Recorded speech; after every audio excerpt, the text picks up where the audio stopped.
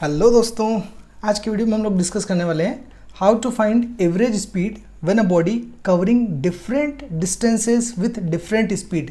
मतलब क्या हुआ कि हमको एवरेज स्पीड निकालनी है और कब निकालनी है कि जब बॉडी कोई भी ऑब्जेक्ट है या फिर कोई भी बॉडी है वो क्या कर रहा है, डिफरेंट डिस्टेंस कवर कर रहा है डिफरेंट स्पीड से। मतलब अलग अलग स्पीड से अलग अलग अगर डिस्टेंस कवर करता है तो ऐसी सिचुएशन में हम लोग उसकी एवरेज स्पीड को किस तरीके से निकाल सकते हैं। तो उसके लिए हम लोग आज फॉर्मूला डिराइव करने वाले हैं। तो देखिए, सबसे पहले क्या होगा कि ये अपनी हेडिंग हो गई। अब देखिए यहाँ पे, suppose the body covers distances S1, S2, S3। मतलब हम ये मान के चल रहे हैं कि कोई भी एक बॉडी है जो S1, S2, S3 ये डिस्टेंस कवर कर रही है with speed V1, V2, V3 and so on. मतलब S1 डिस्टेंस जो कवर कर रही है उसमें जो स्पीड है वो V1 है।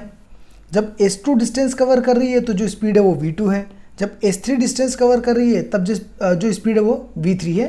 और इसी तरीके से आगे भी डिस्टेंस जो कवर करती जा रही है उसकी स्पीड भी उसी तरीके से उसकी चलती जा रही है। तो इस केस में अगर अपन एवरेज वेलोसिटी की बात करें, है ना, तो एवरेज वेलोसिटी वहाँ पे क्या होगी, देखिए एवरेज स्पीड क्या होगी, V average is equals to total distance travelled upon total time taken.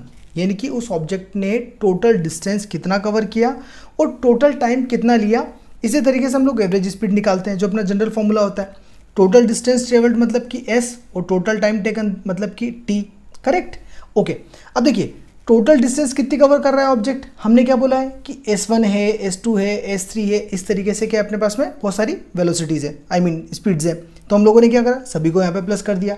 अगर अपन टोटल टाइम की बात करें तो टोटल टाइम के अंदर क्या आ जाएगा, T1, T2, T3, T4। मतलब हम ये मानते हैं कि S1 डिस्टेंस कवर करने में T1 टाइम लगा, S2 डिस्टेंस कवर करने में T2 टाइम लगा, S3 में T3 लगा एंड सो ऑन।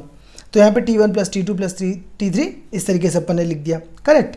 अब देखिए ऊपर जो डिस्टेंसेस है अगले वाले स्टेप में सबको एज इट इज़ लिया, अपन ने एज इट इज़ रख दिया S1 plus S2 plus S3 and so on.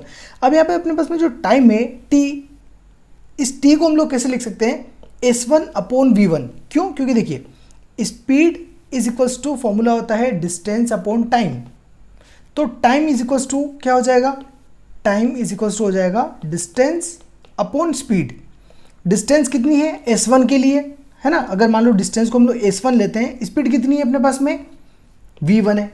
Correct. तो T1 की जगह क्या लिख सकते हैं, S1 अपॉन V1। इसी तरीके से T2 के लिए S2 अपॉन V2, इसी तरीके से T3 के लिए S3 upon V3 and so on.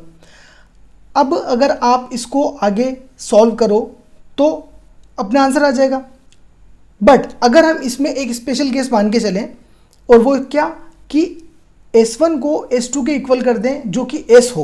मतलब S1 की जो डिस्टेंस है और S2 की जो डिस्टेंस है वो दोनों अगर इक्वल हो जाए, है ना, एंड सो ऑन। मतलब ऊपर की जितनी भी जो डिस्टेंसेस अपने पास में S1, S2, S3 सारी अगर इक्वल हो जाती है तो क्या होगा, the body covers equal distances with different speed.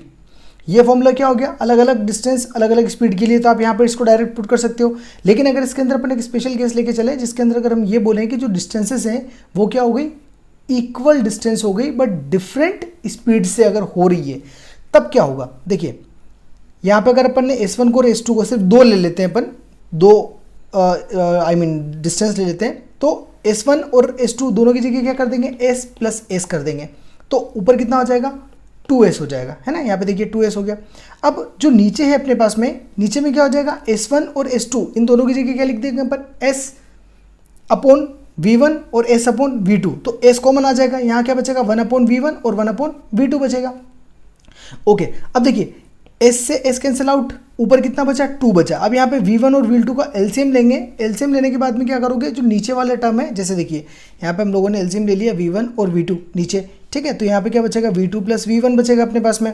अब ये टर्म जब ऊपर जाएगा तो क्या हो जाएगा, 2 into V1 V2 upon V1 plus V2। Correct, क्योंकि यहाँ पे क्या है अपने पास में V2 प्लस V1 आया। और इसका अगर अपन ऑर्डर चेंज कर भी देते हैं तो कोई फर्क नहीं पड़ता, क्योंकि प्लस में ऑर्डर चेंज करने पर कोई फर्क नहीं पड़ता। तो फाइनली अपने पास में जो फॉर्मूला आया वो क्या आया, ये वाला।